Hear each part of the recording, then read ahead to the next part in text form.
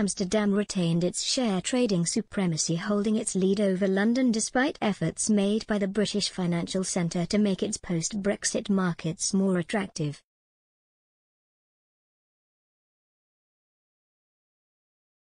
In January last year, Amsterdam overtook London as Europe's largest share trading centre.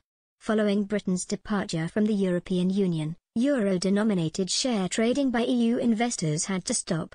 Much of the trading moved to Amsterdam, where the likes of pan-European Euronext, London Stock Exchange Groups, LSEG, Turquoise and the post-Brexit operations of Cboe Global Market all are based.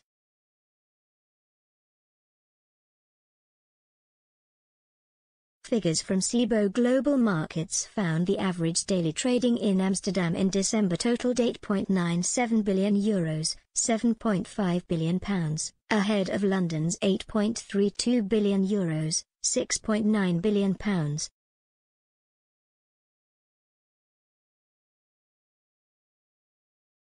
Despite Amsterdam overtaking London after Brexit, the UK capital managed to nudge back ahead in June.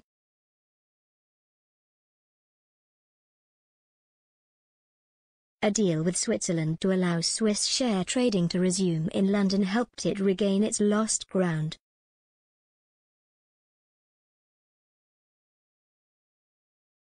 However, it was not enough to secure top spot for long, as other initiatives failed to gain traction.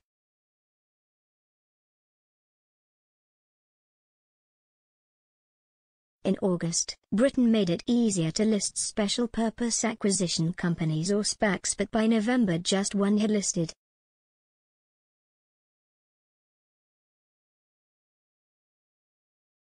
Euronext said it had 22 new SPAC listings, accounting for around half of all those coming to the market in Europe throughout 2021.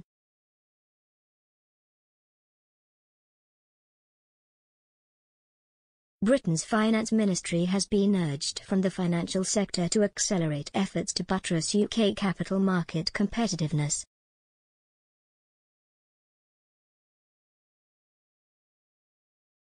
Catherine McGuinness, policy chief for the City of London, home to the financial district, warned, "It's not a given that people will want to come to London."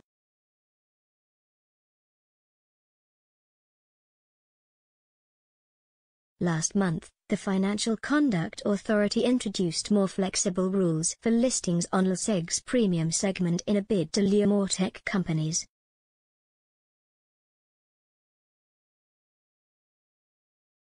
LSEG said there were 122 companies listed on its exchange in 2021, raising more than £16 billion.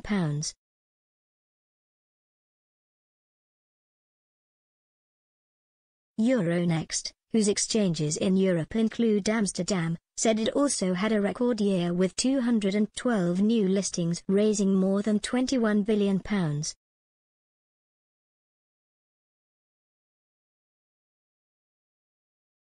In March last year, Frank Ike, the former advisor to the Bank of England, said London should not be written off.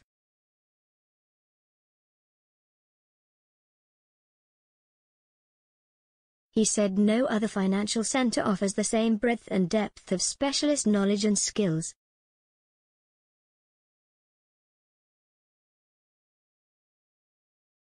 Mr. Ike said, despite Brexit, London remains one of the most important global financial centres.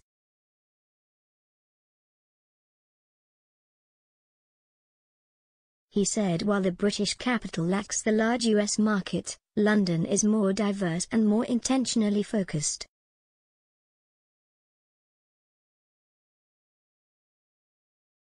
Writing for Germany's Redaktionsnetzwerk Deutschland, Mr. Ike continued, in return, London is probably more diverse, for example, a leader in the Islamic financial world, and more intentionally focused.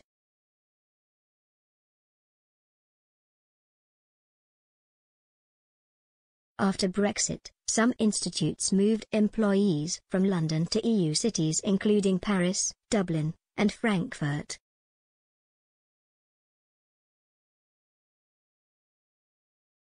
Ahead of the Brexit trade deal, Seema Shah, chief strategist of Principal Global Investors, warned being out of the single market would see jobs, people and capital trickle from the UK.